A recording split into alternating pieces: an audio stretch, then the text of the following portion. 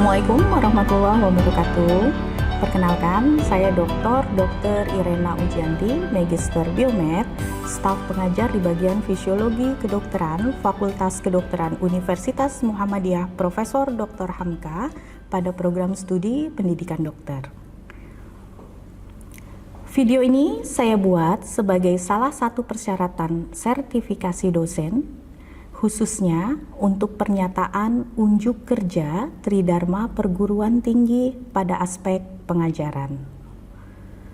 Saya merupakan penanggung jawab sekaligus salah satu pengampu mata kuliah dalam blok Biomedik 1.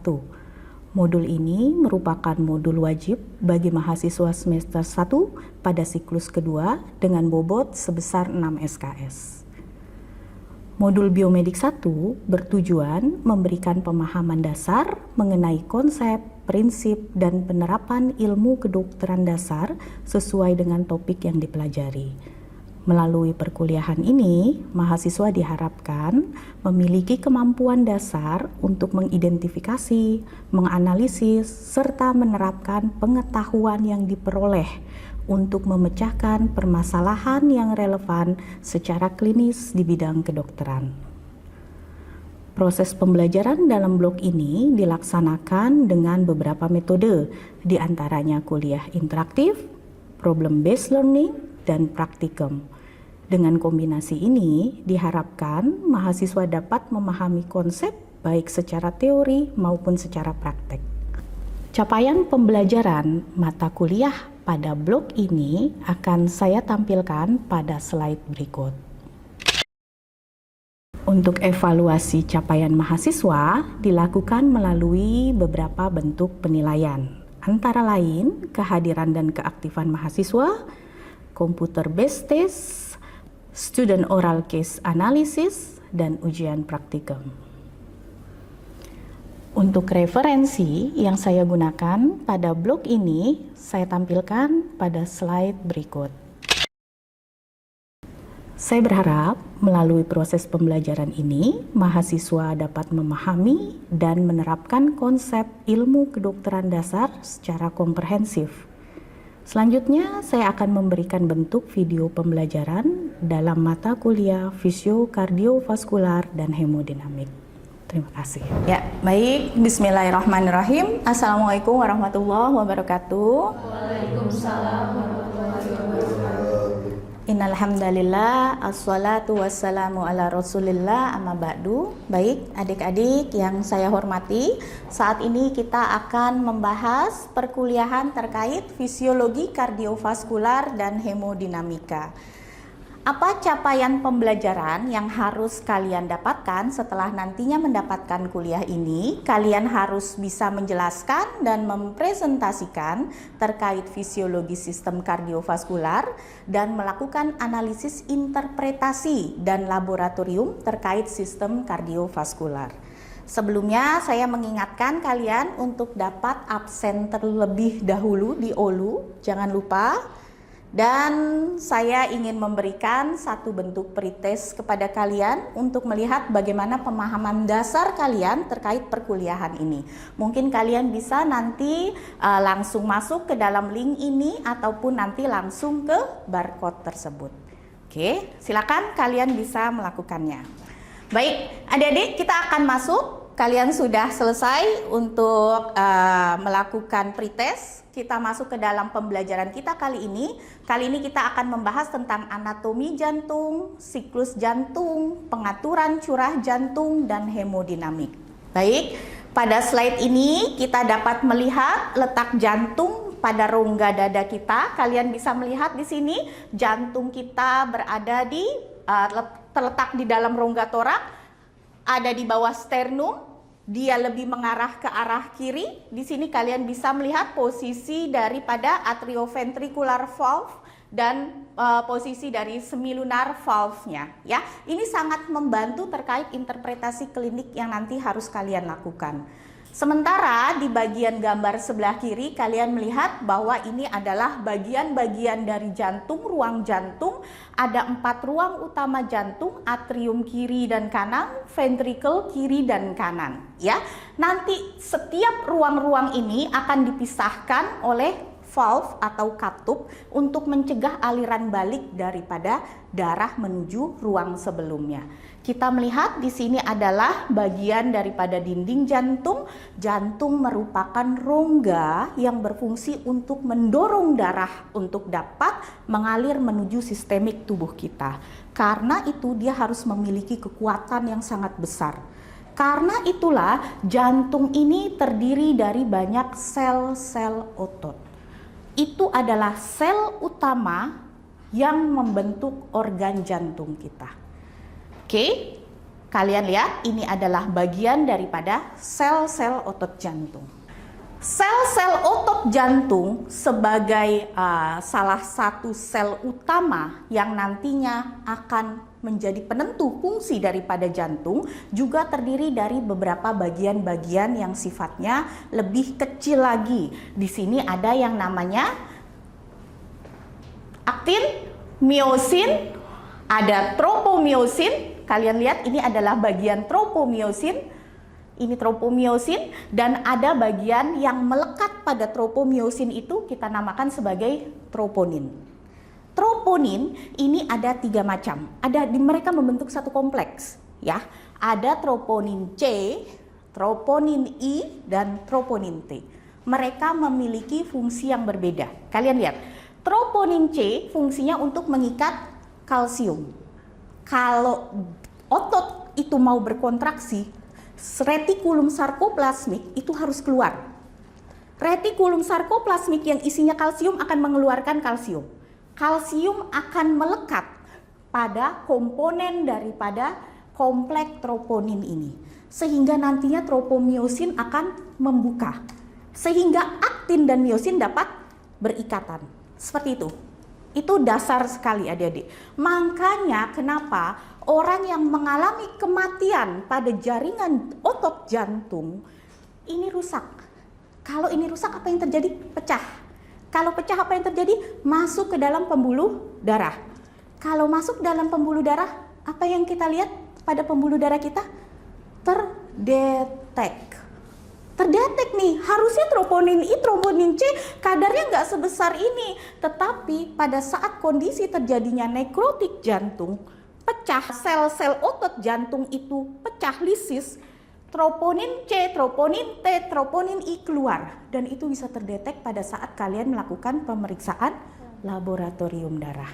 Paham sampai di sini? Paham. Oke. Ya, ini adalah bagaimana otot jantung itu mengalami kontraksi. Ya, setelah kita mengetahui tentang bagaimana otot jantung itu secara anatomis atau histologis, kita akan masuk bagaimana jantung itu bekerja.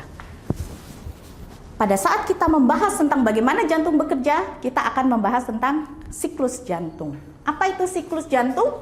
Serangkaian kejadian listrik dan mekanik yang terjadi berulang untuk memompa darah ke seluruh tubuh. Siklus ini terdiri dari pengisian darah ke jantung, kontraksi memompa darah keluar, dan relaksasi. Kita biasa melihat ini mengatakan sebagai sistol dan diastol. Oke, kalian lihat di sini ini adalah tahapan untuk cardiac cycle. Kalau ingin melihat cardiac cycle lebih dalam lagi, kita bisa menghubungkannya dengan diagram. Diagram apa ini? Masih ada yang tahu? Wagner. Oke, dalam diagram Wagner ini kita bisa melihat berbagai macam variabel-variabel. Bisa dari EKG-nya, bisa dari left ventricular pressure-nya, bisa dari left atrial pressure, bahkan bisa melihat dari heart sounds-nya. Ini berbicara tentang siklus jantung. Mohon dipahami dan dipelajari, karena ini nantinya akan sangat membantu kalian. Bagaimana EKG pada saat kondisi patologis, bagaimana kondisi heart sounds pada saat kondisi terjadi misalnya kardiomiopati, atau kondisi di mana katup jantung itu mengalami kekakuan. Itu semua akan terlihat pada saat kalian bisa memahami diagram ini. Selanjutnya kita akan berbicara cardiac output. Cardiac output adalah volume darah yang dipompa oleh setiap ventrikel jantung setiap menit, di mana cardiac output dipengaruhi aktivitas fisik, cardiac reserve, saraf otonom, maupun usia, berat badan, dan tingkat kebugaran. Cardiac output ini merupakan parameter terpenting dari fungsi jantung kita. Pada saat cardiac output ini menurun, maka kita bisa katakan orang itu mengalami kegagalan fungsi jantung, dan itulah yang kita namakan sebagai heart failure. Heart failure terbagi-bagi nantinya. Ada nih H1, nih H2, nih H3, tergantung bagaimana cardiac output ini diproduksi oleh jantung kita. Ini parameter yang sangat penting. Jadi secara klinis kalian harus tahu bagaimana terbentuknya cardiac output dan apa yang mempengaruhi dari cardiac output ini. Pada saat kita aktivitas fisik, adik-adik, kita normal, cardiac output kita 5 liter per menit.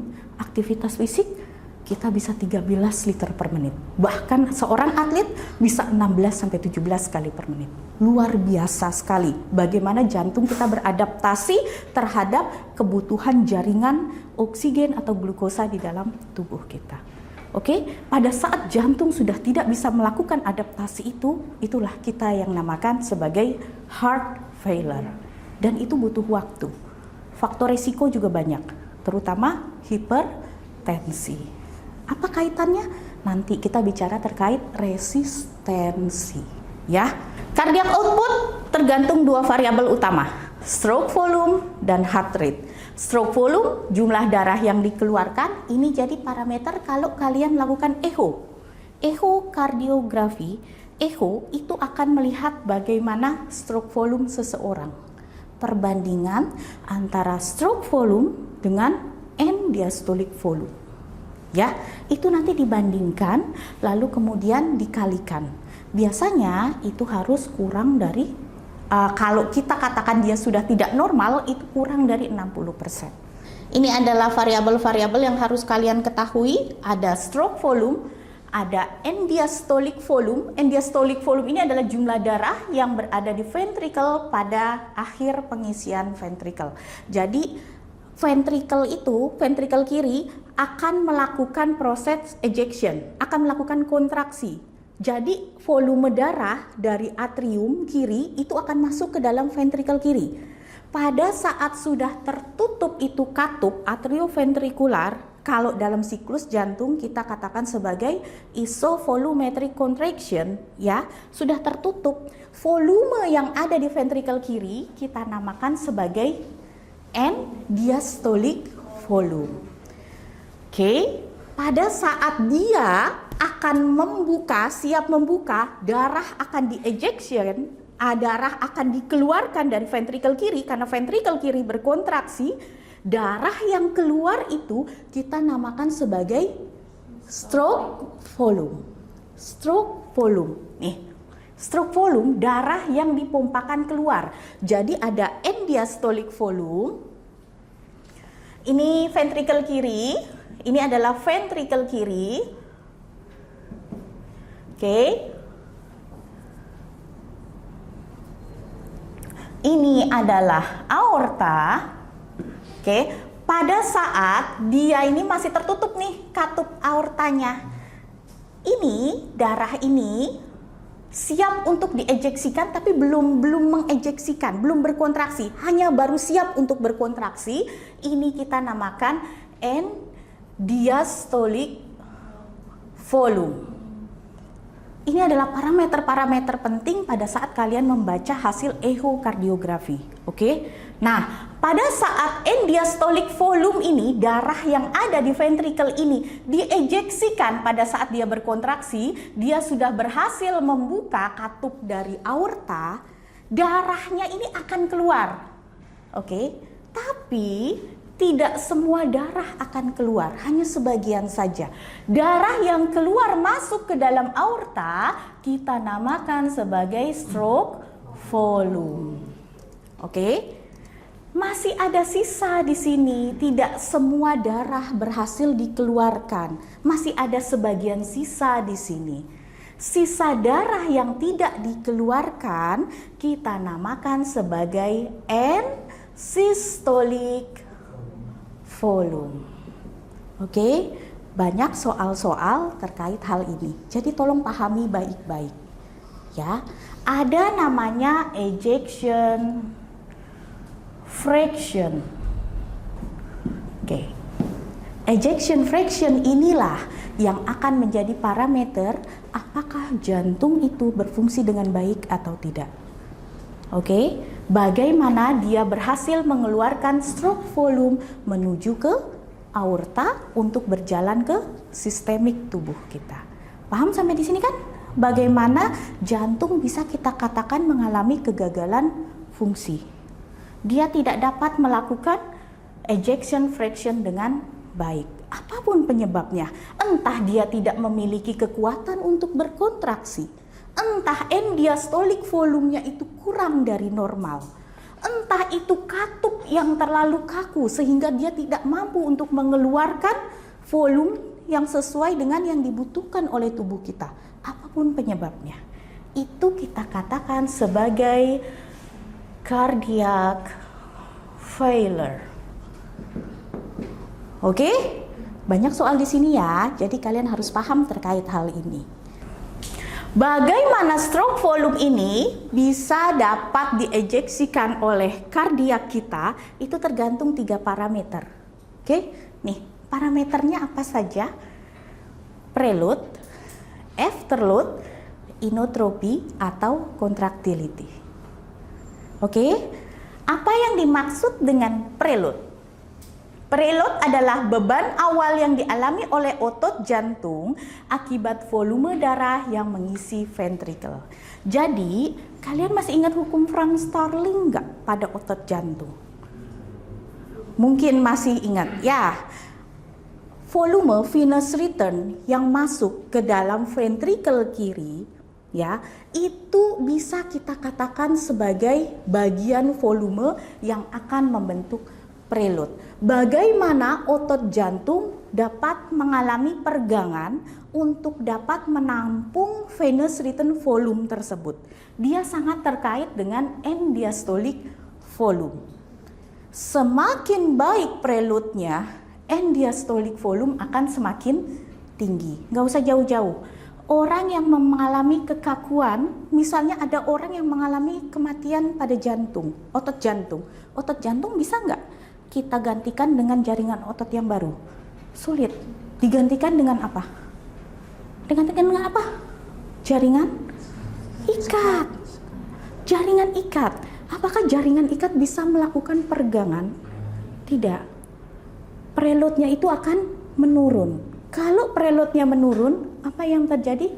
End diastolic volume pasti akan menurun. End diastolic volume itu adalah volume di mana jantung siap untuk melakukan kontraksi. Berarti pada saat jantung mengalami diastolik, dia lagi nampung itu, ya. Kalau preloadnya menurun, end diastolic volume pun akan menurun. Stroke volume menurun nggak? Menurun juga. Dia akan menurun juga. Oke, itu kita namakan sebagai preload. Sangat mempengaruhi. Yang kedua, afterload. Nggak usah jauh-jauh. Orang dengan hipertensi. Oke. Orang dengan hipertensi, di sini apa? Aorta. Di sini mengalami kekakuan, seperti yang tadi dikatakan oleh Ferry. Yang namanya aorta harus mengalami elastisitas. Kenapa dia mengalami elastisitas? Karena dia harus menggantikan posisi jantung dalam melakukan kontraksi pada saat jantung relaksasi. Sehingga darah bisa tetap berjalan di sepanjang pembuluh darah kita. Oke, pada saat di sini mengalami kekakuan nih, otomatis katup aorta itu juga akan sulit untuk dibuka. Yang namanya afterload, hambatan yang dihadapi jantung berkontraksi untuk mengeluarkan darah melalui aorta. Orang dengan hipertensi otomatis afterload pun akan meningkat.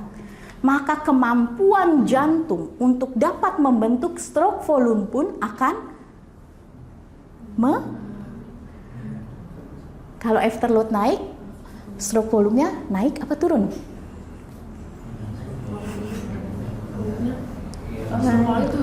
Kalau afterload naik, stroke volume naik apa turun? Afterload naik, meningkat stroke volumenya. Enak dong orang hipertensi. Dia nggak jadi ada gagal jantung dong. Orang hipertensi ujung-ujungnya apa? Gagal jantung. Kenapa gagal jantung? Karena jantung harus berusaha keras untuk membuka katup aorta. Kenapa katup aorta? Harusnya 120, dia memberikan tenaga 120 saja, itu katup bisa kebuka. Tapi orang dengan hipertensi 180 pun ini harus dengan susah payah dia membukanya, hanya sedikit. Lama-kelamaan capek nggak ototnya? Capek. Itulah yang membuat orang hipertensi lama-kelamaan akan mengalami kegagalan jantung. Nih, kelelahan pada ototnya dia. Paham sampai di sini? Jadi kalau afterload-nya meningkat, stroke volume-nya gimana? Menurun. Lain sama preload. Kalau preloadnya semakin banyak, volume yang masuk semakin banyak, maka stroke volume pun akan semakin meningkat. Paham ya? Kalau contractility untuk meningkatkan kontraktiliti. Sehingga apa yang terjadi kalau kontraktilitinya jantung meningkat? Dia akan menghasilkan stroke volume yang meningkat juga. Itu adalah obat-obat yang dikatakan sebagai inotropi positif. Dan itu adalah harusnya obat-obat yang kalian harus ketahui karena itu adalah obat-obat kondisi darurat dari pasien, ya. Oke, begitu ya. Ya. Itu adalah pengaturan dari curah jantung jangka panjang. Oke. Ini terkait laju aliran darah. Stop ya? Sudah? Ya. Oke, apakah ada pertanyaan? Mari kita berdiskusi. Izin, ya, silakan. Izin bertanya, Dok, tentang resistensi ya, Dok. Apa? Resistensi? Iya, Dok. Ya, kenapa resistensi? Arteriol itu kan dia dia punya dinding yang bisa kontraksi, bisa relaksasi gitu, Dok.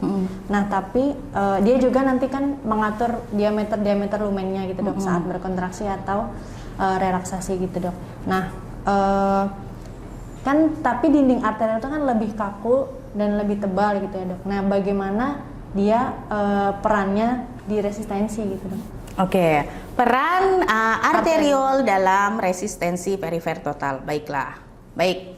Untuk menjawab pertanyaan ini, saya ingin memperlihatkan gambaran pembuluh darah kita pada kalian. Kalian lihat di sini, ini adalah pembuluh darah kita. Mulai dari arteri, lalu kemudian masuk ke dalam organ, kita namakan sebagai arteriol. Lalu lebih masuk lagi ke dalam jaringan dan sel, kita namakan sebagai kapiler. Seperti itu ya. Oke. Setiap pembuluh darah memiliki struktur yang berbeda.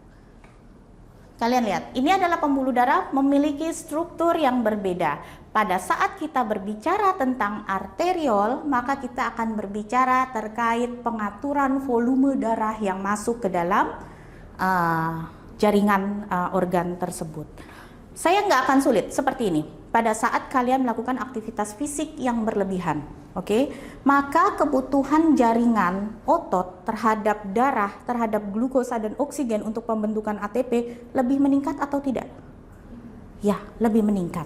Oke, sementara aktivitas fisik akan menghasilkan simpatis. Kalau simpatisnya itu teraktivasi, arteriolnya bagaimana? Vasokonstriksi. Kalau arteriol yang masuk ke dalam otot itu vasokonstriksi, volume darah yang masuk ke otot gimana? Menurun apa meningkat? Menurun. Sementara kebutuhan dia meningkat. Disitulah peran arteriol. Oke, kalian lihat di sini, arteriol memiliki, mana sih arteriol? Nih, nah apa yang paling tinggi? Smooth muscles. Smooth muscles ini adalah otot polos yang dapat melakukan kontraksi atau relaksasi. Pada saat melakukan kontraksi, maka diameternya akan mengecil. Pada saat melakukan relaksasi, diameter akan membesar. Oke? Kenapa dia sangat penting pada saat dia masuk ke dalam organ? Karena dia dapat melawan efek sistemik. Pada saat seseorang melakukan aktivitas fisik berlebihan, otot akan mengeluarkan CO2 berlebihan, dia akan merangsang otot endotel atau merangsang endotel untuk mengeluarkan yang namanya nitrit oxide. Sehingga apa yang terjadi? Nitrit oxide akan menyebabkan relaksasi. Apakah relaksasi arteriol secara keseluruhan? No, hanya ada di tempat yang memiliki nitrit oxide. Dan nitrit oxide itu dikeluarkan karena stimulus dari CO2. Seperti itu. Oke, baik. Begitu Putri? Bisa dipahami? Insya Allah bisa. Oke, terima kasih pertanyaannya ya Putri. Terima kasih ya dokter. Oke, baik. Silakan kalian kembali lagi. Saya ingin melihat bagaimana pemahaman kalian terhadap materi yang telah saya berikan.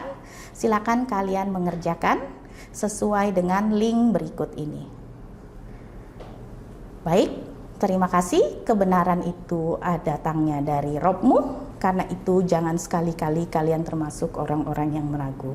Kita tutup dengan membaca hamdalah, alhamdulillahirabbil alamin, dan doa penutup majelis. Subhanaka Allahumma wa bihamdika asyhadu an la ilaha illa anta astaghfiruka wa atubu ilaik. Billahi saubil haq. Wassalamualaikum warahmatullahi wabarakatuh. Demikian video pembelajaran yang telah saya buat. Sebelumnya saya mengucapkan banyak terima kasih atas perhatian yang telah diberikan. Wassalamualaikum warahmatullahi wabarakatuh.